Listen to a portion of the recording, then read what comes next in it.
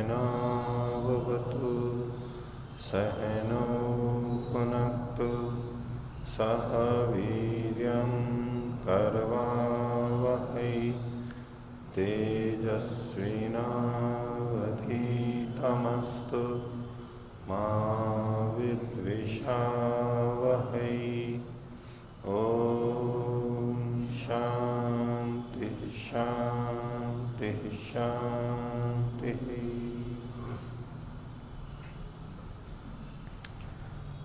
छांदोग्य उपनिषद की 21वीं कक्षा।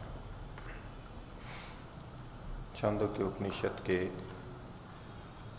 तृतीय प्रपाठक का 17वां खंड कल पूरा हुआ था।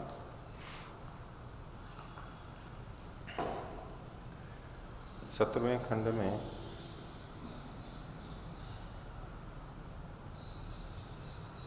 पहले प्रवाक में स यत् अशिशिषति यत् पिपासति यन्न रमते ता अस्य दीक्षा। इसमें ताह ताह अस्य दीक्षा, ताह का यानी स्त्रीलिंग बहुवचन का प्रयोग किया है दीक्षा के अनुसार। वैसे ये ताह या तत्शब्द है, ये किसको द्योतित कर रहा है?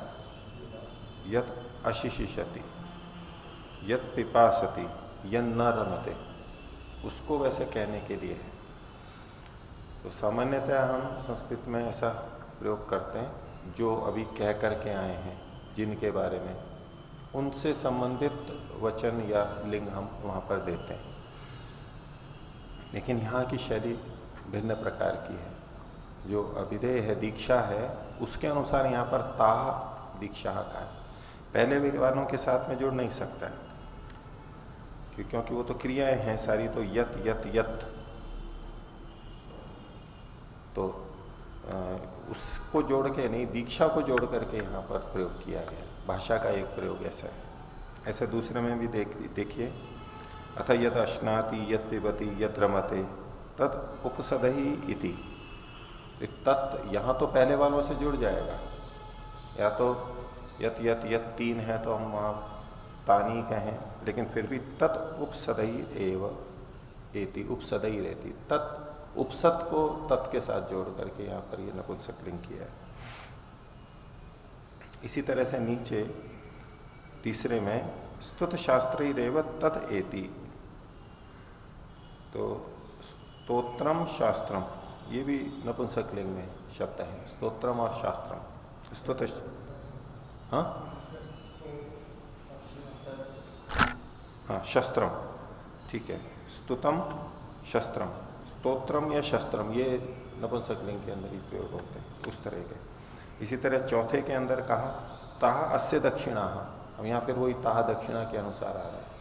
अर्थात जो कहा गया उसको सर्वनाम में उसके अनुसार लिंग विभक्ति न होकर के, जिसको कहा आगे जो कहा जाने वाली चीज है उसके अनुसार यहां पर प्रयोग किया गया है। इसी तरह से पांचवें में देखिए, तन मरणम एव अस्य अवक्षितः, तन मरणम तत्मरणम। ठीक,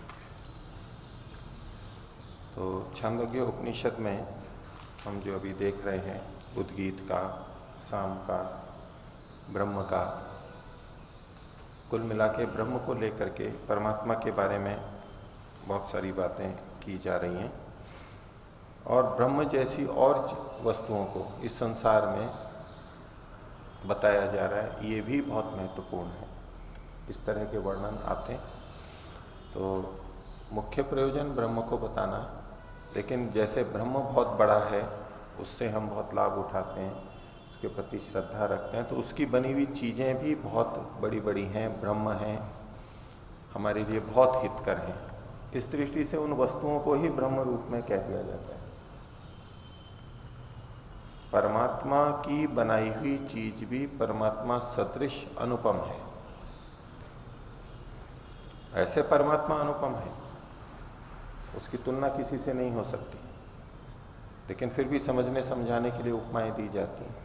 और उसकी बनाई हुई वस्तुएं परमात्मा जैसी नहीं है। परमात्मा जैसी सर्वगुण संपन्न नहीं है, लेकिन फिर भी वो बहुत अच्छी हैं, बहुत श्रेष्ठ हैं, क्योंकि उसकी रचना है, ब्रह्म की रचना है, श्रेष्ठ की रचना है, वो श्रेष्ठ ही होंगी। इस बात को प्रतिपादित करने के लिए भी कुछ वर्णन यहां पर हैं, जैसा कि अब देखेंगे।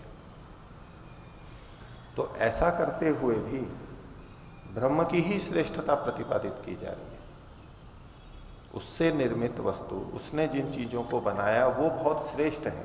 जब हम उसकी कलाकृति को, रचना को श्रेष्ठ बताते हैं, तो एक तरह से हम उसी ब्रह्म की प्रशंसा कर रहे हैं। तो ब्रह्म की प्रशंसा, ब्रह्म की स्तुति, उसी के बारे में चिंतन, एक तो ये प्रयोजन हुआ ही।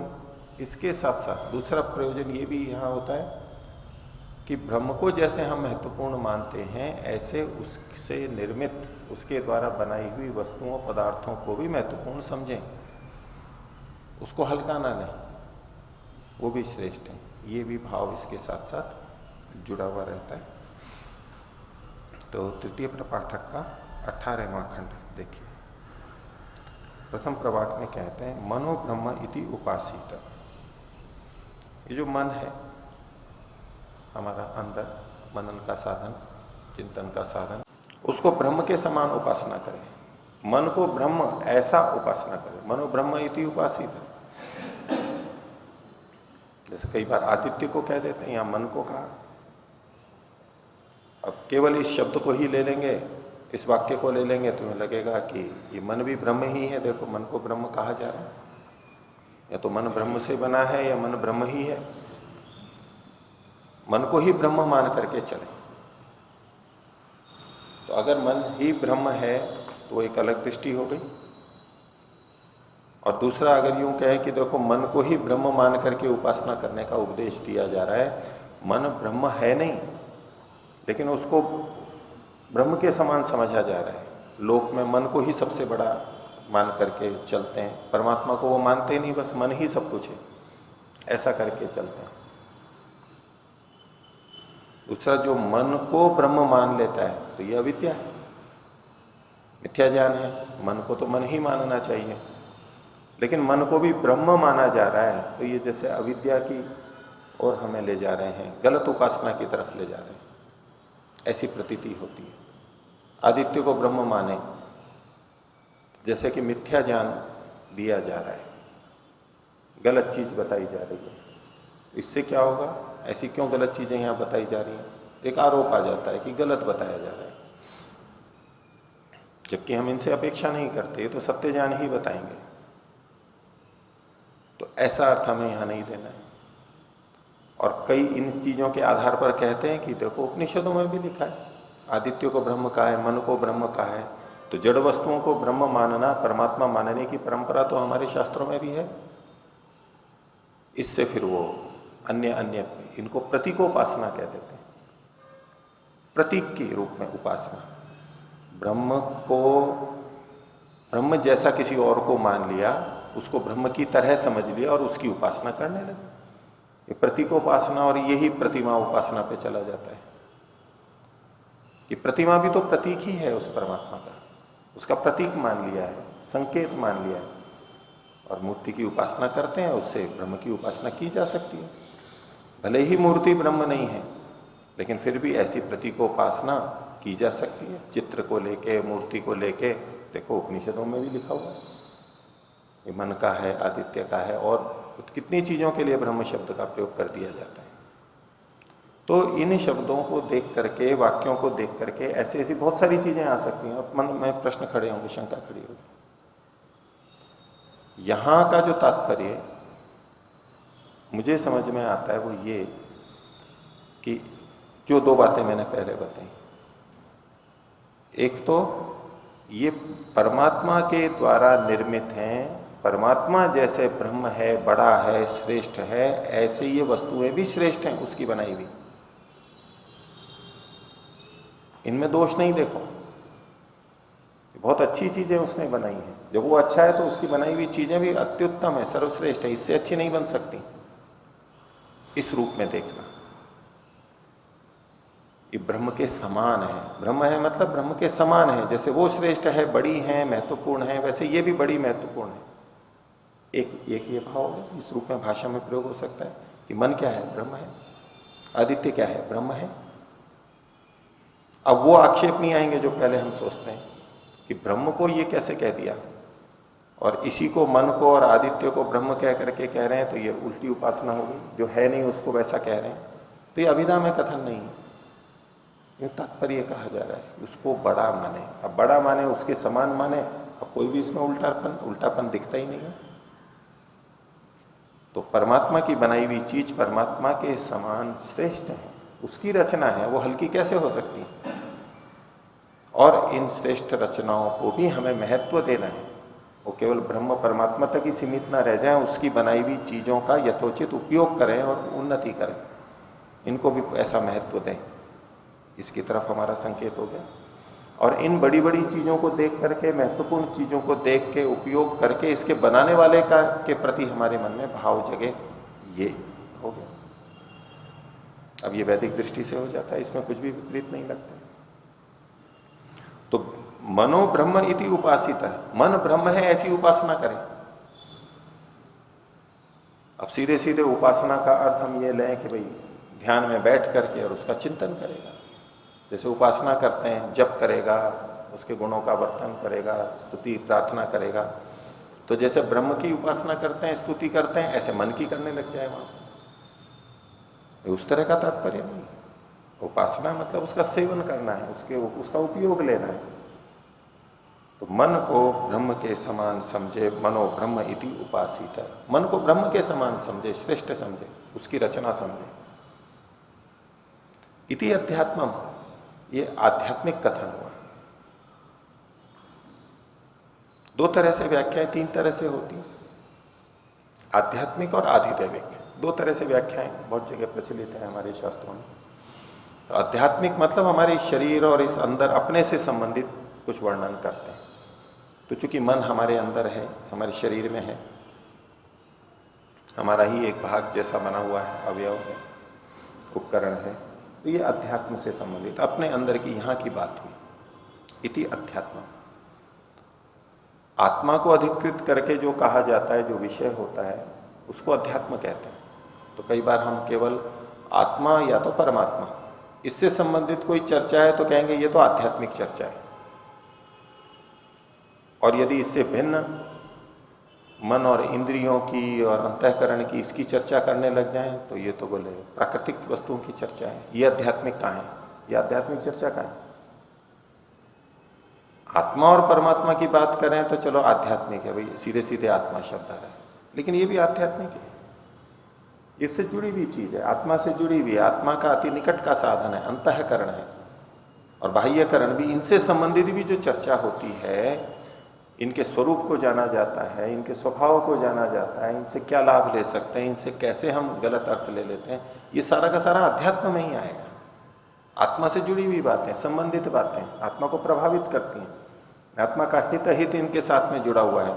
इसलिए ये इतना जो यहां से सीधा जुड़ा हुआ है हमारे शरीर आदि इत्यादि से, इसको अध्यात्म नाम से कहा जाता है। तो थोड़ा व्यापक रूप लिया हुआ है। तो मनोब्रह्म इति उपासिता इति अध्यात्मम, ये जो कथन किया है, ये आध्यात्मिक रूप से कथन किया है।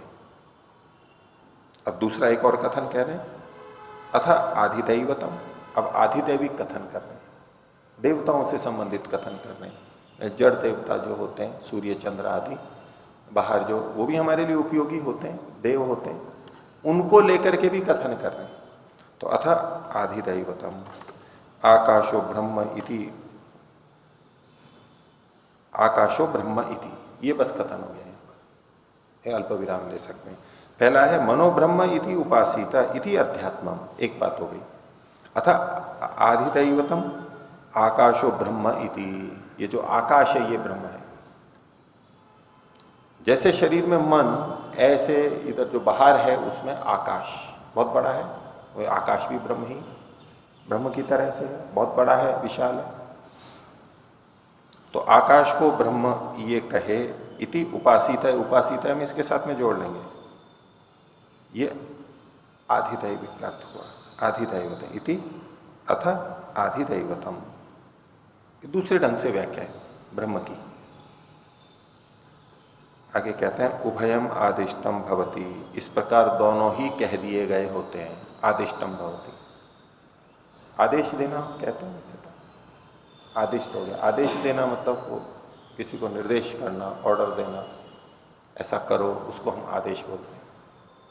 लेकिन जैसे उपदेश होता है, निर्देश होता है, उसी अर्थ में आदेश भी बोल देते हैं। कहा, ये कथन हो गया, दोनों का कथन हो गया, वर्णन हो गया। इति आदिष्टम भवति। क्या आदिष्ट हो जाता है? अध्यात्मम च आधिदैवतम च। अध्यात्म और आधिदैविक दोनों बातें कह दी गई इतने से ही। ये मन को ब्रह्म के समान माने, उपासना करे, और ये आकाश भी ब्रह्म है ऐसी उपासना करे। इतनी विशालता से, इतनी विशालता से, कितना बड़ा आकाश है, बहुत बड़ा आकाश है, कोई सीमा और छोर नहीं है। परमात्मा की भी उपासना इस रूप में की जाती है, अनंत में समापत्ति। अनंत समापत्ति से चित्त की वृत्तियों को रोका जाता है, स्थापित किया जाता है, योग दर्शन में भी है। अब आकाश की हम परिकल्पना करें कि क्या और छोर है, आकाश का क्या स्वरूप है, हम सोचेंगे हाँ ये बीच का खाली स्थान है। अब उसके और छोर को देखने लगे तो कहां तक जाएंगे हम? कितना भी चले जाओ, कितना भी चले जाओ, कोई समाप्ति दिखेगी क्या उसकी? चलते जाओ, चलते जाओ। लोक लोकांतर भी आ रहे हैं तो वो सब उसी आकाश में है, एक खाली जगह में है, यहां पर इस रूप में। इस आकाश में भी व्यापक जो रिक्त स्थान जैसा हमें दिखता है, कोई सीमा ही नहीं है उसकी, कोई और छोर ही नहीं है। परमात्मा की भी उपासना करते हैं, ध्यान करते हैं, तो वो भी इसी तरह से, तो कोई और छोर ही नहीं है उसका। तो अंदर मन का और बाहर आकाश का। अब ये मन की भी हम करने लगे तो मन में क्या और छोर दिखाई देता है? मन का, विचारों का कोई और छोर दिखाई देता है? कितने विचार करते जाओ इस सीमा में, ये विषय वो विषय, जैसे कि पता नहीं कितना बड़ा हो मन, कितना व्यापक हो, कोई सीमा ही नहीं है उसमें, महत्वपूर्ण है बहुत। तो ये अध्यात्म और आधिदैविक, बस इतना जो कहा गया, इससे अध्यात्म और आधिदैविक दोनों कह दिए गए, आदिष्ट हो गए। आगे, तदेतत् चतुष्पाद ब्रह्म। ये जो ब्रह्म वर्णन किया गया, ये 4 पैर वाला है, 4 आधार वाला है। ये परिकल्पना है, कथन है। दो ब्रह्म बताए, एक मन ब्रह्म और एक आकाश ब्रह्म। अब इसके आधार क्या है? बोले 4 पैर वाला है, चतुष्पाद है। कौन कौन से 4 हैं?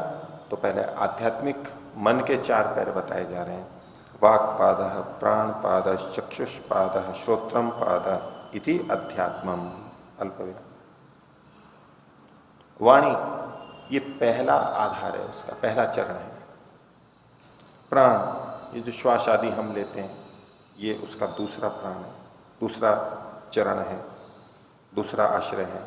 चक्षुष्पाद है, नेत्र उसका एक और चरण है, और श्रोत्र भी उसका एक पैर है। 4 पैर हैं, 4 आश्रय हैं, 4 खंबे हैं।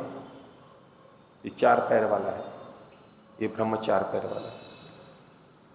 तो मन में जो कुछ होता है, मन जो चलता है, उसमें 4 चीजें ये आधार रूप में काम करती हैं हमारी। इनका प्रभाव हमारे मन के ऊपर बहुत अधिक पड़ता है। वो 4 चीजों में, एक तो बोलने का, बोलना बहुत महत्वपूर्ण होता है, और हम बोलते हैं उससे पहले बहुत कुछ हमारे अंदर चलता है, तब हम बोलते हैं, बहुत तेजी से काम चलता है अंदर। फिर प्राण है, इस प्राण के आधार पर मन का नियंत्रण होता है, मन चलता है। इसके ठहरने पे, इसके शांत होने पे मन भी शांत होता है, इसके तीव्र होने पे मन अशांत होता है। मन अशांत होता है तो ये तेज चलने लग जाता है, तो आपस में संबंध बना हुआ है। और नेत्रों से इसका प्रभाव हमारे मन पे बहुत अधिक होता है। ज्ञानेंद्रिय और श्रोत्र दूसरा ज्ञानेंद्रिय, ये 2 ज्ञानेंद्रियां सबसे अधिक तीव्र हैं, सबसे अधिक हमें संकेत पहुंचाती हैं। यदि मन में इन दोनों से संकेत ना पहुंचे तो मन का चिंतन और क्रिया बहुत कम हो जाएंगे। 2 चीजें रोक दी जाएं अगर, नेत्र और श्रोत्र, और बचपन से ही किसी के ये दोनों नहीं होते। और जिनको कान नहीं होते, यानी कान से सुन नहीं सकते, वो बोल भी नहीं सकते। ये भी एक संबंध है। मूक और बधिर दोनों साथ साथ होते हैं, डीफ एंड डम। क्योंकि वो सुन ही नहीं पाते इसलिए बोल भी नहीं पाते। ऐसे बच्चे होते हैं बहुत सारे, क्योंकि कान खराब है, गला ठीक था, बोल सकते थे वो, लेकिन चूंकि उन्होंने सुना ही नहीं है इसलिए बोल ही नहीं पाते। क्योंकि वो नकल ही नहीं कर सकते, उन्होंने कैसी बोले, क्या नकल करें। शब्द सुनाई देगा तो कुछ उसकी प्रतिकृति आएगी और हम प्रयास करेंगे और वैसा बोल देते हैं। हम भाषा को ऐसे ही तो सीखते हैं, सुन सुन करके, जैसा सुनते हैं वैसा बोलते हैं। और सुन नहीं रहा है तो बोलना उसका नहीं, तो मुख बधिर हो जाते हैं, बधिर होते हैं वो मुख बन जाते हैं। तो ये मन के चार आधार हैं। एक आश्रय बताए, मन ब्रह्म है, उसकी उपासना करना विशेष है, लेकिन उसके चार आधार हैं, ये सबसे मुख्य चीजें हैं। और अंग स्पर्श भी हम जब करते हैं तो सबसे पहले ओम वाक, ओम प्राण है प्राण, ओम चक्षु चक्षु, और ओम श्रोत्रम श्रोत्र। वही चार चीज उसी क्रम से यहां पर दिया हुआ है। ये आध्यात्मिक हो गया, यानी आंतरिक जो आध्यात्मिक मन था उसके लिए चार उसके चरण आधार आश्रय बताए। आगे कह रहे हैं अथ आधिदैवतम। अब आधिदैविक जो संसार ब्रह्मांड में है, अंतरिक्ष को बताया था, आकाश को बताया था, अब उसके भी चार चरण। आकाश में ये चार चीजें नहीं हो तो कुछ भी नहीं है। तथा अग्नि ही पादो, अग्नि उसका एक आधार है। ये जो आकाश दिखाई देता है यहां अग्नि सब जगह है, कुछ ना कुछ ऊष्मा अवश्य है वहां पर। वायु पादा, उसमें वायु भी है। इसकी महत्ता, इस आकाश अंतरिक्ष की महत्ता हमारे लिए किस लिए, इसमें वायु है साथ में। आदित्य है पादो, सूर्य भी उसका एक आधार है। और दिशा पाद, दिशाएं भी उसका एक आधार है। अगर दिशाओं का व्यवहार नहीं हो तो आकाश का महत्व हमारे लिए नहीं रहेगा। तो बाह्य रूप से ये चार महत्वपूर्ण चीजें बता दी इन्होंने। तो अग्नि, वायु, आदित्य और दिशाएं।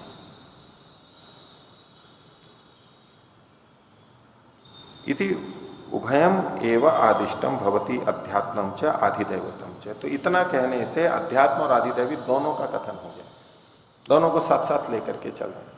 पीछे पहले आया था भाई थोड़ा आध्यात्मिक बताते हैं, दैवती बता देते हैं, दैवत बता देते हैं, आध्यात्मिक बता देते हैं, अलग अलग। यहां दोनों को साथ साथ लेकर के चल रहे हैं, ये कथन हो गया। और इनका सबका चारों का भी आपस में संबंध है। ये जो चार नाम बताए गए ये वेद के ऋषियों के भी नाम हैं। तीन तो हैं ही हमारे पास, अग्नि, वायु, आदित्य, और चौथा हम अंगिरा करते हैं यहां पर दिक के रूप में, उससे जोड़ सकते हैं। अब इसका मन के साथ भी संबंध जोड़ सकते हैं कि मन में वो जो चार वेद आए, चार ऋषि हैं, उनको ज्ञान प्राप्त हुआ, अंदर कुछ विशेष प्रकार की शक्तियां हैं, तो कुछ शब्दों की साम्यता इतने रूप में देख सकते हैं। आगे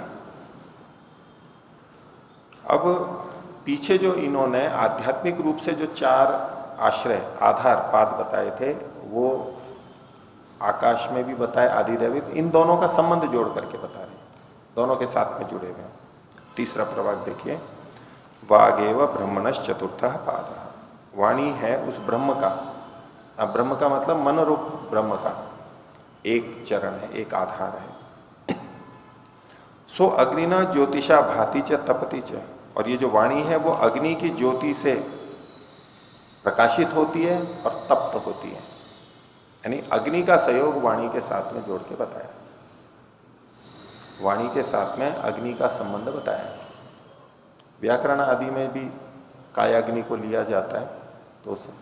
तो आत्मा बुद्धिया समेत अर्थान मनोयुंक्ते विवक्षा स कायाग्निम आहंति स प्रेरयति मारुतम। और मारुतस्तु उरसीचर, फिर आगे फिर शब्द बन जाते हैं। तो कायाग्नि के रूप में देखें, अग्नि के रूप में देखें, ऊर्जा के रूप में देखें। अगर ऊर्जा नहीं है तो वायु ऊपर नहीं जाएगी, ऊपर नहीं जाएगी तो हम बोल भी नहीं सकते। जो वायु का संचरण हो रहा है फेफड़ों से, यहां जठराग्नि नीचे, कायाग्नि मतलब शरीर की अग्नि, ऊष्मा। जब हमारे मांसपेशियों में संकोच होता है, बल लगता है तब वो हवा बाहर निकलती है, तो वो अग्नि का प्रयोग होता है और वो एक तरह से वायु को आहत करती है, यानी ऊर्जा, ताप, दबाव, वो शक्ति वहां पर लगती है, तब ये हवा जाती है, तो फिर हम बोल पाते हैं। तो ये जो वाक है ये अग्नि की ज्योति से, उसी के प्रकाश से प्रकाशित होती है और उसी से तप्त होती है, तपती है, उसी से ही उसका श्रेष्ठता होती है। उसी की तपन करके तपाते हैं तो उससे उसकी श्रेष्ठता होती है, तपाने से श्रेष्ठता होती है, ऐसा मान करके वो प्रकाशित होती है और उसी से तपती है।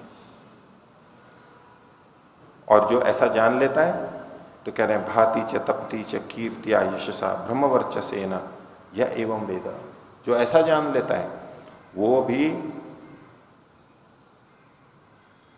चमक जाता है, भाति तपती च, और तपता भी है, चमकता है और तपता है, दोनों होते हैं, कीर्ति से, यश से और ब्रह्मवर्चस से, यह एवं वेद, जो इस प्रकार से जान लेता है।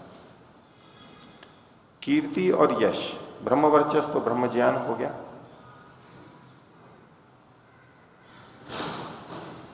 और कीर्ति और यश वैसे हम इसको पर्यायवाची के रूप में लेते हैं कि उसकी बहुत कीर्ति है, उसका बहुत यश है, लेकिन यहां दो अलग अलग शब्द लिखे हैं, या तो उसी की श्रेष्ठता के रूप में हम ले लें, कीर्ति से, यश से, एक ही बात को बोलने के लिए कई बार दो शब्दों का प्रयोग हो जाता है, लेकिन अलग अलग भी थोड़ा सा हम कर सकते हैं इसको। तो कीर्ति शब्द जो है वो क्रीत संशब्द नहीं, बोलने के अर्थ के अंदर है।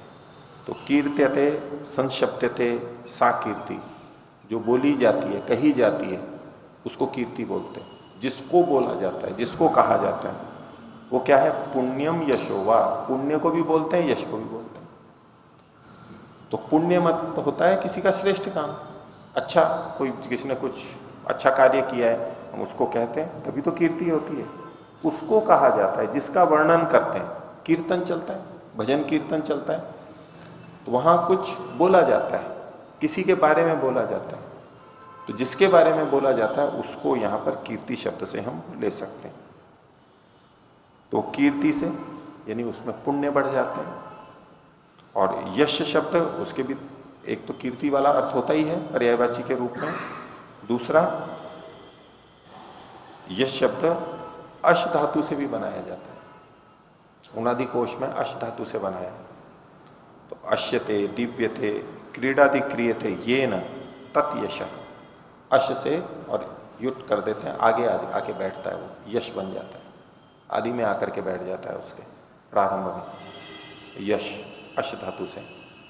तो अश्यते, अश्यते को महर्षि ने वहां पर खोला है दिव्यते, और दिव्यते का दीवु धातु के बहुत सारे अर्थ हैं। तो क्रीडादि क्रियते, क्रीड़ा आदि किए जाते हैं, दिवु क्रीड़ा विजिगीषा, उसमें स्तुति भी एक अर्थ आता है, प्रशंसा करना, बोलना, क्रीड़ादि सभी अर्थ हम ले सकते हैं। जिसके द्वारा स्तुति की जाती है उसको यश बोलते हैं, स्तुति का अर्थ ले सकते हैं, जिससे प्रसन्न होता है इत्यादि अर्थ लिए जा सकते हैं, कीर्ति भी अर्थ ले सकते हैं।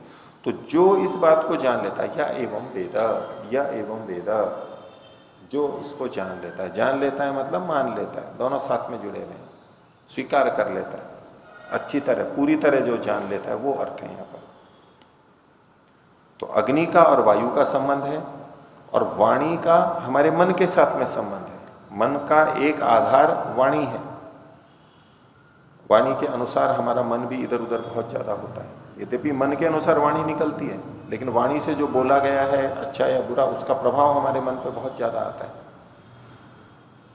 तो उसका भी वो ध्यान रखते हैं। तो जब वो मन को ब्रह्म समझ करके उपासना कर रहा है, तो वो वाणी का भी ध्यान रखेगा, वाणी को भी ध्यान से बोलेगा।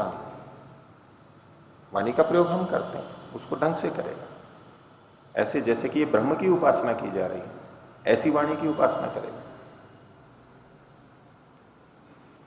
आगे दूसरा उसका आधार, तो प्राण एवं ब्रह्मणश्च चतुर्थः पाद, पीछे प्राण को भी कहा था एक पाद, तो ब्रह्म का वो चतुर्थ पाद है। चतुर्थ का मतलब ऐसे चौथा होता है। अब इन्होंने वाक को भी चौथा कहा, प्राण को भी चौथा कहा, या तो कहते पहला, दूसरा, तीसरा, चौथा, तो चतुर्थ मतलब चौथा उस संदर्भ में, लेकिन यहां चौथे का मतलब वो एक चौथाई भाग, ये सारे चौथे चौथे कहला रहे हैं। ये इसका चौथा भाग है, ये इसका चौथा भाग है, ये चौथा भाग है, ये चौथा भाग है, ऐसा चौथा ही भाग है, एक भाग है। यहां चतुर्थ का मतलब वैसा उस तरह से लेंगे, संख्या की दृष्टि से नहीं। और संख्या की दृष्टि से भी लो तो बाकी तीन को पहले लेंगे, फिर ये चौथा है, फिर तीन को लेंगे वो चौथा हो जाएगा, ऐसे सब चौथे हो जाएंगे। अब वैसे किसी के पुत्र हों चार तो ये पहला पुत्र और ये चौथा पुत्र, जन्म की दृष्टि से हम जो बाद में आता है उसको चौथा बोलेंगे। लेकिन किन्हीं के चार पुत्रों में से कोई तीन को जानता है, दूसरे तीसरे चौथे को जानता है, ये पहला अब सामने दिखाई दिया, बोले ये इनका चौथा पुत्र है। ऐसा तीन तो वो जानता है, तीन पुत्रों को वो जानता है, वो कहते हैं ये इनका चौथा लड़का है। वो चौथे का मतलब वो चौथे स्थान पे उत्पन्न हुआ वो नहीं, तीन तो वो है और ये एक चौथा। और इसका उल्टा भी हो सकता है, पहले तीसरे चौथे को वो जानता हो और दूसरा दिखाई दिया, बोले तीन पुत्रों को तो आपने देखा है, इनके ये चौथा वाला है। ऐसे भाषा में प्रयोग हो सकते हैं। तो ये चौथा चौथा मतलब एक एक भाग को के अर्थ में यहां पर है। प्राण एवं ब्रह्मण चतुर्थ पाद है। स वायुना ज्योतिषना ज्योतिषा भाति च तपती च। ये जो प्राण है ये कैसे प्रकाशित होता है और तपन करता है, तो बोले वायु के माध्यम से करता है। वायु नहीं होगी तो प्राण कैसे चलेगा? वायु प्राण एक ही बात है एक तरह से। ये जो हमारा जीवन चल रहा है इस वायु के माध्यम से चल रहा है, इस स्थूल वायु के बिना ये हो नहीं सकता। और जब वायु और प्राण को अलग अलग करते हैं तो उसमें वायु मतलब सामान्य वायु, और प्राण का मतलब उसमें जो हमें ऊर्जा देने वाला तत्व है, ऑक्सीजन तत्व, प्राण तत्व, उसको ग्रहण कर लिया जाता है। और वो तो वायु में बहुत कम प्रतिशत में है। लेकिन बाकी चीजें जो हैं 75% तो नाइट्रोजन ही है इसके अंदर, बहुत थोड़ी सी ऑक्सीजन है, कम प्रतिशत में है। लेकिन वो हमारे को कैसे, हमारे को वो प्रकाशित होती है, कैसे मिलती है? तो इस वायु के माध्यम से मिलती है, इस पूरे के माध्यम से। अकेले अकेले ऑक्सीजन का सिलेंडर लगा देते हैं, वो एक तात्कालिक व्यवस्था है। एक सामान्य रूप से जो है तो वायु से ही वो प्राण प्रकाशित होते हैं, तपते हैं। और इस तरह से जो इसको जान लेता है तो भाति च तपती च कीर्त्या यशसा ब्रह्म वर्चसेन या एवं वेद है, जो ऐसा जान लेता है वो भी कीर्ति से और यश से प्रकाशित हो जाता है, तप जाता है, ब्रह्म वर्चस से तप जाता है, उसका भी यश हो जाता है। अर्थ कथन है, प्रशंसा है, स्तुति है। ऐसा करने से लाभ होता है बहुत, ये समझ लेते हैं संबंध को। तो अब इसका हुआ कि हम जो जीवन को धारण करते हैं या श्वास लेते हैं वो बहुत ध्यान से करना चाहिए। ये ब्रह्म की उपासना कर रहे हैं ना, उपासना कर रहे हैं ना ब्रह्म की, मन की।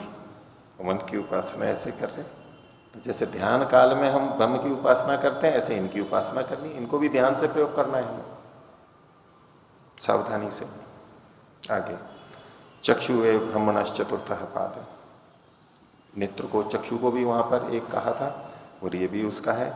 स आदित्य ने ज्योतिषा भाति च तपती च, और ये चक्षु जो है कैसे प्रकाशित होता है और कैसे तपता है? तो आदित्य की ज्योतिष है, सूर्य की ज्योतिष है, प्रकाशित होता है। क्योंकि बिना सूर्य के नेत्र भी काम नहीं कर सकते, सूर्य के प्रकाश में ही नेत्र काम करते हैं। यूं कहने लगे कि भाई बिना सूर्य के भी तो कर सकते हैं, अग्नि जला ली, दीपक जला लिया, विद्युत से किया, उससे भी तो नेत्र काम करते हैं। आदित्य का ही क्यों लिखा है यहां पर? तो ये सब भी आदित्य की ही कृपा से हो रहा है, आदित्य की ही अग्नि है, आदित्य का ही प्रकाश है, साक्षात है या परंपरा से। उसके बिना नेत्र काम नहीं करेंगे, आदित्य का सहयोग होगा, आदित्य का प्रकाश आएगा तब नेत्र काम करते हैं। तो चक्षुरेव ब्रह्मणश्च चतुर्थ पाद सा आदित्य ने ज्योतिषा भाति च तपती च, और जिसने इस संबंध को जान लिया है तो भाति च तपती च कीर्तिया यशसा ब्रह्म वर्चसेन या एवं वेद, जो इसको जान लेता है, इस संबंध को जान लेता है, वो प्रशंसित हो जाता है, वो इनका उपयोग ठीक ढंग से करने लगता है। तो ये भी उपासना की तरह है, मतलब हमें ध्यान से देखना चाहिए। चौथा श्रोत्रमेव ब्रह्मणश्च चतुर्थ पाद, श्रोत्र भी उसका एक पाद है। स दिग्भिर ज्योतिषा भाति च तपती च, और ये जो श्रोत्र है ये कैसे? तो दिशाओं की ज्योति से, उसके प्रकाश से, उसके लाभ से प्रभावित होकर भाति च प्रकाशित होता है और तपता है। अब दिशाएं जो है ये आकाश का ही एक भाग है एक तरह से। दिशाएं जो हैं आकाश से अतिरिक्त क्या है, तो दिशाओं को लेकर के हम आकाश को करते हैं। और इसका श्रोत्र से संबंध है। और श्रोत्र से हम सुनते हैं तो केवल शब्द ही नहीं सुनते, हमें उस शब्द की दिशा भी पता लगती है। ये शब्द किधर से आ रहा है, आगे से, पीछे से, दाएं बाएं से, इसका भी हमें आभास होता है, दिख का भी ज्ञान साथ में होता है। और दिशाओं के बिना अगर हमें केवल शब्द सुनाई दे तो देखिए कितनी विचित्रता होगी। कल्पना करो, अगर दिशाओं का ज्ञान ना हो तो हमारा सुनना कितना अधूरा सा हो जाएगा। केवल शब्द शब्द आए, अधूरापन हो जाएगा, हमें पता ही नहीं लगेगा। तो ये दिशाएं भी साथ में जुड़ करके, एक तो वो आकाश है इसलिए शब्द की दृष्टि से, श्रोत्र की दृष्टि से, और दिशाओं का बोध हमें साथ साथ में होता है, ये भी बात इसमें जुड़ी हुई है। तो जो इसको जान लेता है वो उसी प्रकार से कीर्ति, यश, ब्रह्म वर्चस्व से प्रकाशित हो जाता है और तप्त होता है। तो इसके अलावा हो गया कि ध्यान से हमें सुनना चाहिए, उसके महत्व को जानना चाहिए हमें, श्रोत्र के महत्व को भी। 4 ये प्रतीक रूप हैं। अब इसके अलावा और भी चीजें जोड़ी जा सकती हैं। ये तो मुख्य मुख्य 4 चीजें इन्होंने गिना दी। ये ब्रह्म की उपासना है, आध्यात्मिक उपासना है, ब्रह्म की उपासना, मन की उपासना है।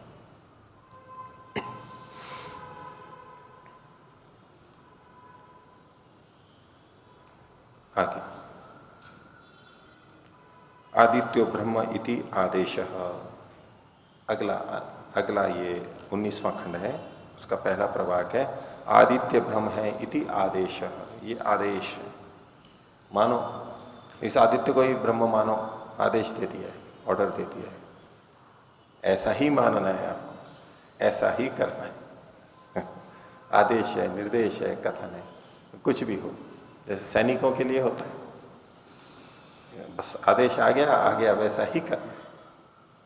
आगे क्या है कुछ भी है कोई नहीं, बस आदेश मिल गया और वैसा ही करना है। कई सैनिकों के लिए कहा जाता है, इतने अनुशासित होते हैं। हिटलर के लिए कहा जाता है, उसकी सेना उसको इतना मानती थी, अगर छत पे खड़े हुए हैं और उनको कहें कि आप चलो, दीवार आ जाएगी, वो मुड़ेगा नहीं जब तक कि बोल नहीं रहे, भले ही नीचे गिरता जाए। एक गिर गया तो भी पीछे चलता आएगा, दूसरा भी गिर जाएगा, दूसरा गिरेगा, तीसरा गिरेगा, ऐसा वो चलता। कुछ नहीं, आदेश दे दिया, बस वैसा ही करना।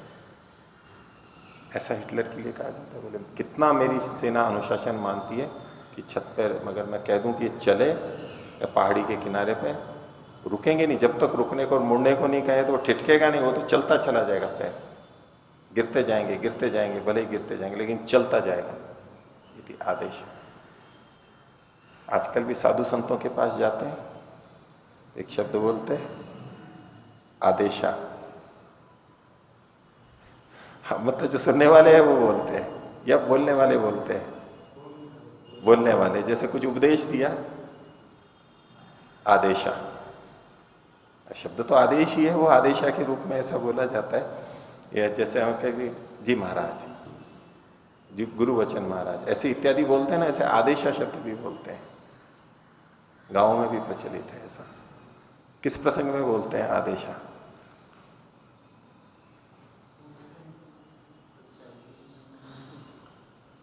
प्रार्थना की, उन्होंने उपदेश दिया, बस कह दिया आदेशा, बस हो गया आदेश। तो बोले आदित्य ब्रह्म यदि आदेश, ये आदित्य ब्रह्म है, बस यार आदेश निकल गया, ऑर्डर निकल गया। आप इसको आदित्य को ही ब्रह्म मानो, कुछ इधर उधर नहीं, कोई सोचने की जरूरत नहीं है। यहां सब जगह वो की वही शंकाएं आएंगी जो मैंने पहले की थी कि कोई इसका फिर कुछ अर्थ करता है, कोई कुछ अर्थ करता है। इसका तात्पर्य वही लेना है हमें कि ब्रह्म ने बनाया है, ये बहुत महत्वपूर्ण है, हितकारी है, और इसको जान करके हम ब्रह्म को जानते हैं, इस रचना को देख के रचनाकार को जानते हैं। इस तरह से इसके संबंध हमारे को सब जगह ऐसे जहां जहां भी प्रसंग आते हैं लेने होते। तो आदित्यो ब्रह्म इति आदेश तस्य उपव्याख्यान, बोले उसी की अब व्याख्या कर रहे हैं। ये जो आदित्य है ये ब्रह्म है, ये जो सूर्य दिखाई दे रहा है हमें, हमारा सूर्य हमारे लिए, ये ब्रह्म है। अब इसकी व्याख्या कर रहे हैं। ये आ कहां से गया, आ कहां से गया, इसको ब्रह्म क्यों कह रहे हैं, तो उसका उपव्याख्यान कर रहे हैं और खोल रहे हैं। तो असत एव इदम अग्र आसीत, ये पहले असत था। ये कौन? ये जो दिखाई दे रहा है, ये जो सत वस्तुएं दिखाई दे रही है, ये पहले असत थी। सत मतलब सत्तात्मक, सत्ता है जिसकी भाव है। पहले कैसे थी? ये असत थी। असत मतलब इनकी सत्ता नहीं थी। असत माने अभाव। अभी तो सत है इदम, ये कह रहे हैं जिसको, ये तो सत है, ये पहले असत था। तो असत से सत की उत्पत्ति हुई, अभाव से भाव की उत्पत्ति हुई। सीधे शब्द लेंगे तो ऐसा अर्थ निकलने लगता है। लेकिन जब हमें सिद्धांत पता है कि असत से सत की उत्पत्ति होती ही नहीं है, तो जब फिर असत शब्द आ रहा है, इसका तात्पर्य लेंगे कि पहले ये अप्रकट रूप में था, अव्यक्त रूप में था, विद्यमान के रूप में हमें पता नहीं लगता था, हमारे लिए अज्ञात अज्ञेय था। इसलिए कहा असत एव इदम अग्र आसीत, ये पहले अव्यक्त था, अभी तो व्यक्त है। बस ये व्यक्त और अव्यक्त के रूप में सत और असत शब्द का प्रयोग हो। असत एव इदम अग्र आसीत। आप खुद ही अपने ढंग से कह रहे हैं भाई, अच्छा जब असत था तो, या कुछ भी नहीं था वहां पर, तत्सत आसीत, वो असत जो था वो था सत, तत्सत आसीत, सत था वो। अव्यक्त है इसलिए हमने असत बोल दिया है, लेकिन इसका यह मतलब नहीं है कि वो अभाव था। तत्सत आसीत, वो सत था, विद्यमान था। तो असत और सत दोनों के रूप में प्रयोग किया जाता है। आगे इसी में छांदोग्य उपनिषद में आएगा, जैसे यहां पर कहा असदैव अग्र आसीत, तो वहां पर सदैव अग्र आसीत, वहां सत के रूप में कहा है कि पहले सत था। और इसमें यहां असत लिखा है पहले, वहां सत लिखा है। देखिए 6-2-1 देखिए, छठे प्रपाठक के दूसरे खंड का पहला, पृष्ठ संख्या 536।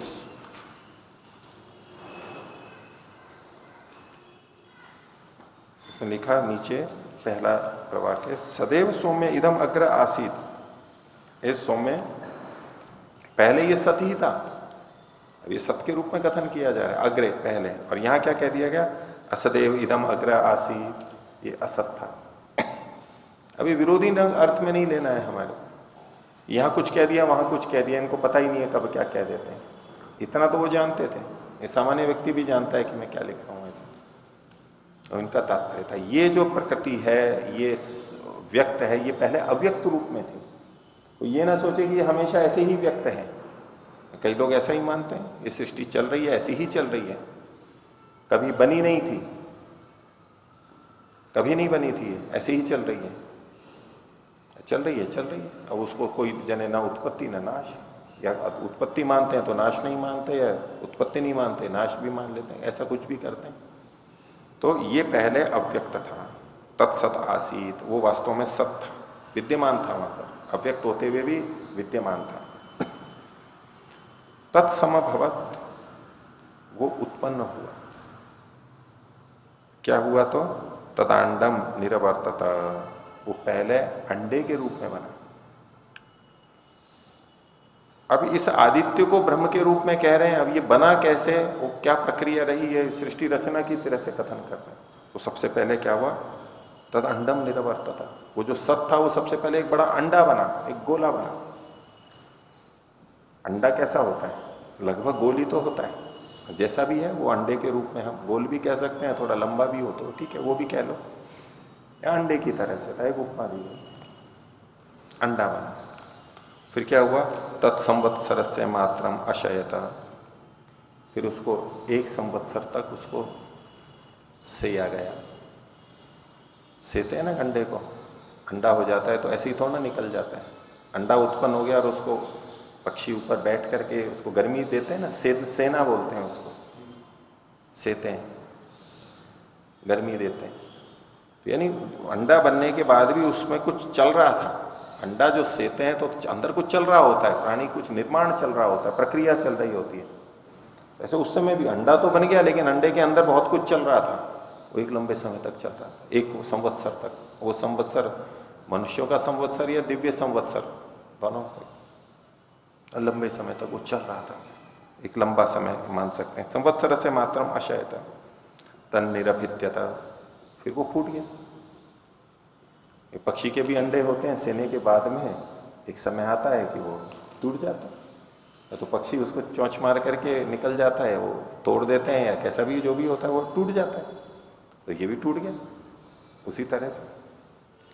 तन निरभित्यता, तो ते अंड कपाले रजतम च सुवर्णम च अभवताम, वो अंडा टूटता है तो कितने टुकड़े में टूटता है? 2 टुकड़ों में टूटता है। उसको फोड़ के निकलता है पक्षी, कहीं से भी निकलता है तो मोटे बड़े बड़े 2 टुकड़े हो जाते हैं।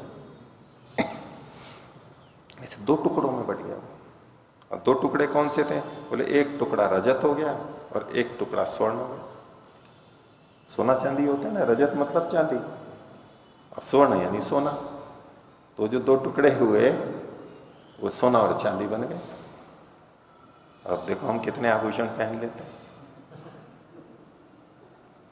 तो सोना सफेद चीज के लिए और स्वर्ण, हाँ, रजत सफेद के लिए हो गया और सोना या तो स्वर्ण हो गया वो पीले या उस तरह के वर्ण के लिए हो गया। अब वैसे हम अंडे देखते हैं तो उनका खोल जो होता है वो तो एक तरह से सफेद ही होता है बाहर का, और अंदर पीला पीला भी निकलता है। उसमें भी 2 तरह का होता है, बाहर कुछ अधिक सफेद होता है, अंदर अधिक पीला होता है, बीच का जो भाग होता है वो जो भी है। तो एक परिकल्पना, एक प्रतीकात्मक कथन किया जा रहा है। 2 अंडे बने, वो अंडा बना, अंडा फूटा, 2 अर्धांड हो गए उसके, अंड कपाल हुए उसके छिलके, एक सफेद हुआ और एक स्वर्ण हुआ, रजत और एक सोना बन गया। तो ये रजत और सोना क्या है खुद ही आगे बता रहे हैं। हाँ, तो आचार्य जी, ये जो बात है निरभिद्यता वाली बात है, कहीं बिग बैंग थ्योरी की पुष्टि में तो नहीं है? किसके? Big bang theory. Big bang की दिखाया ना इन्होंने पृष्ठ 434 के ऊपर के। बोले वैज्ञानिकों के 2 सिद्धांत हैं, एक बिग बैंग थ्योरी है, एक स्टेडी स्टेट थ्योरी। उन्होंने बिग बैंग को ये भाष्य में इन्होंने आगे अलग से कोष्टक में लिखा हुआ है, तो वो तो तुलना तो करते हैं। ये तो आप देखिए ना किसका है, आपके सामने भी वर्णन आ रहा है। लेकिन बिग बैंग में भी जो बहुत सारी बातें बताई गई वो सारी ठीक हो, ये आवश्यक नहीं। लेकिन भाई हो सकता है ना ये प्रक्रिया, इसमें क्या आपत्ति है? अब यूं तो अपने मंत्र में भी आता है, उसकी भी चर्चा करते हैं जो आप जानते ही हो, हिरण्यगर्भ समवर्तत अग्रे, इसको उस ढंग से भी बोलते हैं बिग बैंग पर। एक हिरण्यगर्भ था, हिरण्य जिसके गर्भ में है, सोना लावा, जैसे ये लावा होता है बिल्कुल लाल कैसे होते हैं, हिरण्य जैसा लगता है, तपता हुआ। मिट्टी भी तप रही हो, आग जैसी होती है तो सोने जैसी लगती है एकदम, लावा जैसा निकलता है जमीन से, वो कैसा लगता है? यूं लगता है ना जैसे लाल लाल है तो सोने जैसा होता है, पीला पीला। तो पहले वो हिरण्यगर्भ उत्पन्न हुआ, वो सबका आधार था। भूतस्य जाता है पति रेखा आसीत, सारे जितने भूत हैं उसका एक ही पति था। खैर उसकी बैंक की व्याख्या देखें और देखें जो भी है। अब किसका समर्थन कर रहा है ये तो आप लोग बुद्धिमान हैं, वैज्ञानिक है, आप लोग लगाएंगे संगति। तो पहले ये आप बता रहे हैं कि रजत और स्वर्ण थे क्या? तो अगला देखिए, तत् यद रजतम सेयम पृथ्वी अल्पविराम। ये जो रजत था ना वो ये पृथ्वी है, ये पृथ्वी है, ये रजत है। और यद सुवर्णम साध्यव, द्व्युलोक है, ये स्वर्ण था। पृथ्वीलोक और द्व्युलोक, 3 लोक माने जाते हैं, पृथ्वीलोक, अंतरिक्ष लोक और द्व्युलोक। एक पृथ्वीलोक है, ये जैसे कि नीचे का कपाल था, अंडा मान लो ये फूटा, एक नीचे का भाग एक ऊपर का भाग, ये नीचे का भाग जैसे कि ये पृथ्वी, और ऊपर का पृथ्वी मतलब पृथ्वीलोक, और ऊपर का भाग जैसे कि द्व्युलोक, ऐसा इसको समझे। यद सुवर्णम साध्य हो। अब आगे देखिए, यद जरायु ते पर्वता, अब उसकी जरायु भी होती है। 2 तरह के प्राणी हम अलग अलग जो देखते हैं, जरायुज और अंडज, और स्वेदज उद्भिज आदि भी करते हैं। तो जो स्तनधारी होते हैं वो जरायुज होते हैं, जरायु में लिपट के आते हैं। एक थैली होती है, वो उनके चारों ओर होती है, उसमें पानी होता है, उदक होता है, एक थैली होती है। और जो अंडे होते हैं वो एक अलग तरह की प्रक्रिया है। तो इधर तो अंडे का भी कहा, और अब यज जरायु, उसमें जो जरायु होती है, कोई भी उत्पन्न होता है तो जो जरायु होती है, बाहर का खोल होता है, ते पर्वत, वो पर्वत है, ये जो पर्वत है ये जरायु की तरह से। और जरायु को दूसरे ढंग से जेर भी बोलते हैं। एक वो भाग होता है जो माता के गर्भ से जुड़ा रहता है, अंत में जो मांस का लोथड़ा निकलता है। एक तो झिल्ली होती है, वो पतली होती है, और वो झिल्ली और फिर जो रक्तवाहिनियां जाके जहां मिलती हैं, वो एक बड़ा सा, उसको ले लीजिए चाहे। तो पर्वत ऐसे हैं जैसे कि जेर हो, गाय भैंसों के बच्चे होते हैं तो वो नीचे गिरती है ना, बाद में जेर आती है बच्चे के आने के बाद में। जब तक जेर नहीं आती तब तक पूरा नहीं होता है वो, उसको जेर को निकलवाना होता है। उस तरह से जैसे कि ये पर्वत कैसे हैं, जैसे जेर के समान है। तो जरायु ते पर्वत, वैसे जरायु बोलते हैं उसको, झिल्ली को, जो ऊपर की थैली होती है उसको जरायु बोलते हैं। यदुल्बम समेघो निहारो, उल्ब, उल्ब को भी जरायु के नाम से भी बोलते हैं कई जगह, लेकिन यहां चूंकि जरायु आ ही चुका है, उल्ब को एक दूसरी चीज होती है कि बच्चे के त्वचा के ऊपर जो कुछ एक चिकना चिकना पदार्थ रहता है, थोड़ा सफेद सफेद, उसको उल्ब बोलते हैं। चिकना चिकना भाग कुछ रहता है, उसको फिर साफ करते हैं। बच्चा जन्म लेता है, उसके बाद सफाई करते हैं उसकी चमड़ी की, धोते हैं उसको। तो वो जो चिकना भाग होता है उसको उल्ब कहा जाता है। इन्होंने अलग ढंग से लिखा है, आयुर्वेद में उल्ब शब्द उसके लिए आता है। तो यद उल्बम स मेघो निहारो, मेघ और निहार, निहार मतलब कोहरा, ये भी तो सफेद सफेद से होते हैं। तो उल्ब का वो ज्यादा अर्थ यहां पर संगत है। त्वचा के ऊपर जो चिक्कण भाग रहता है वो उल्ब है। वो मेघ और जो निहार है ये उल्ब की तरह से, वो सफेद सफेद भाग दिख रहा है। या धमनय स्थान अद्य, और जो शरीर में धमनियां होती हैं, बच्चा जन्म लिया है तो धमनियां अंदर होती हैं उसमें। तो जैसे पृथ्वी पे नदियां बह रही हैं, वो नदियां हैं, उसकी जैसे धमनियां होती हैं वैसे नदियां हैं। धमनियों में भी तो खून बहता है नदियों की तरह से, एक प्रतीकात्मक तुलना दी जा रही है। और यद वास्तेयम उदकम, जो बस्ती में रहने वाला उदक है, जल है। बस्ती किसको कहते हैं? मूत्राशय को, मूत्राशय को, ब्लैडर, यूरिनरी ब्लैडर को। तो उसमें जो जल है यानी मूत्र है, वो कैसा है? समुद्र, ये समुद्र ये समुद्र की तरह से, ये भी नमकीन होता है, वो भी नमकीन होता है, उसमें भी उसमें नमक आता है, उतना नहीं होता, लेकिन तो अपने खाने के ऊपर है कौन कितना नमक खाता है। उस तरह से जो अतिरिक्त नमक है वो हमारे मूत्र के माध्यम से निकल जाता है, शरीर से छन करके निकल जाता है। तो ये जैसे वो एक समझाने के लिए। आगे देखिए कि अच्छा ये तो सारी चीजें बता दी, वो जो उत्पन्न कौन हुआ था, ये तो आपने उल्ब बता दिया, जरायु बता दी, ये सब वो जो उत्पन्न हुआ था वो कौन था? अंडा का बता दिया, उसके खोल रहे हैं ये, तो उत्पन्न कौन हुआ था?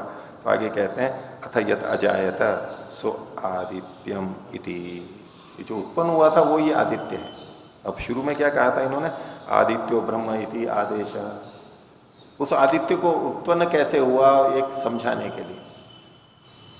अब उस आदित्य के साथ यहां की नदियों का वैसे कोई सीधा संबंध नहीं है, लेकिन एक बस कथन के लिए, जैसे शरीर में ऐसे ऐसे होता है, थोड़ी थोड़ी एक प्रतीकात्मक रूप से संकेत है। तो जो उत्पन्न हुआ वो आदित्य है। और जब वो सूर्य उत्पन्न हुआ तब क्या हुआ था? तम जायमानम घोषा उलुलभो अनुदतिष्ठन। जब वो उत्पन्न हुआ तो बड़ी बड़ी आवाजें और उसके साथ साथ और बहुत सारे शब्द वो उत्पन्न हुए थे। और सर्वाणी च भूतानी, और सारे भूत प्राणी, भूतानी के बाद में जो च है उसको हटा लीजिए।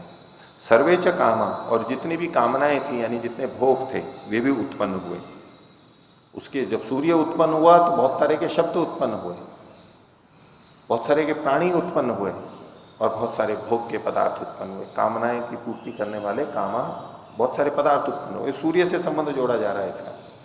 तस्मात, इस कारण से, तस्योदयम प्रति प्रत्यायनम प्रति, तो सूर्य के उदय होने के तरफ और अस्त होने की तरफ। जब जब सूर्य उदय होता है और अस्त होता है तो क्या होता है?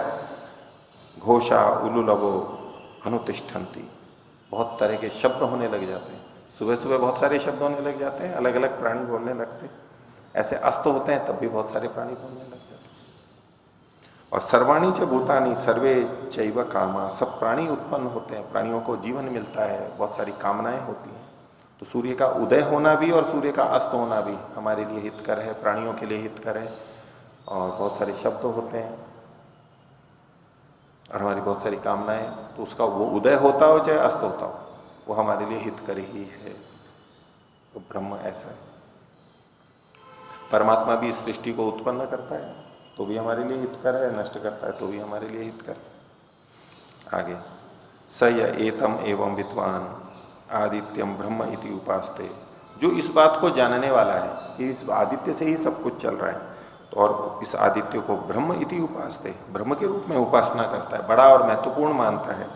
अभ्यासोह यत एनम साधुओ घोषा आच गच्छेयु, तो शीघ्र ही उसको बहुत अच्छे अच्छे शब्द उसकी प्रशंसा के उसके पास आ जाते हैं, उसका यश बढ़ जाता है, वो विज्ञान को जानने वाला होता है, उपयोग लेने वाला होता है, उपयोग देने वाला होता है। उपच निम्रेडे रन, और उसको वो प्रसन्न भी करते हैं। शब्द आते हैं लेकिन वो शब्द तो मैं दुखी करने वाले भी आते हैं, आ सकते हैं। कोई ऐसे शब्द बोल रहा है जो हमारे को दुख देते हैं, हमारी आलोचना निंदा वाले होते हैं, लेकिन ऐसे शब्द उसके पास आते हैं जो उसको प्रसन्न भी करते हैं, यानी उसका यश, उसकी प्रशंसा वहां पर होती है, जो ऐसा जान लेता है। तो ब्रह्म को मन के रूप में भी कहा, उधर आकाश के रूप में कहा आदिदैवित में, और इधर आदित्य के रूप में, ये भी आदिदैवत ही है। आदित्य को भी ब्रह्म के रूप में स्वीकार करके हमें उसकी उपासना करनी चाहिए। तो उसके लिए क्या उपाय है? आदित्य का एक चित्र बनाया जाए, आदित्य की एक मूर्ति बनाई जाए, उसको सामने रख करके और उसकी उपासना की जाए। क्योंकि उपासना शब्द आते ही, पूजा आते ही ऐसी आदत पड़ी हुई है कि कुछ ना कुछ सामने होना चाहिए, नहीं तो क्या उपासना और क्या पूजा। लेकिन ये उपनिषदकार अलग ढंग से इस बात को रख रहे हैं। कोई प्रतिमा की बात नहीं है, कोई पूजा की बात नहीं है, लेकिन फिर भी बहुत कुछ बात क्या है, हमारी भावनाओं को, दिमाग को, ज्ञान को बदलने वाली बात है। आज का विषय इतना ही रखते हैं। प्रणाम।